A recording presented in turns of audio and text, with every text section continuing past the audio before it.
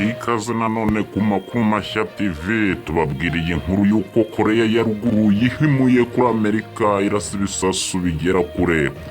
Koreya ya ruguru yongeye kugerageza ibisasu birasa kure byitwa ballistic missiles mu mpera z'icyumweru gishize mu kwihimura ku myitozo ya gisirikare ingabo za Leta Zunze Ubumwe za Amerika n'iza Koreya y'Epfo bamaze iminsi bakorera mu nyanja.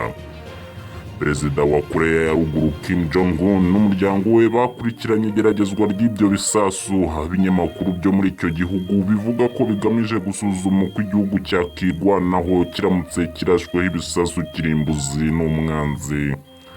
Igisasu cyarashwe kuri iki cyumweru gifite ubushobozi bwo kugenda ibirometero 800 ku butumburuke bwa metero 800. Perezida Kim Jong-un yavuze ko inzego z'umutekano z'igihugu cye zikwiriye guhora ziteguye ku buryo zibasha gutabara igihugu mu gihe cyaba gisumbirijwe. Ibinyamakuru byo muri Koreya byatangaje ko ibisasu byarashwe byaguye mu nyanja mu gice kibarwa ku Buyapani.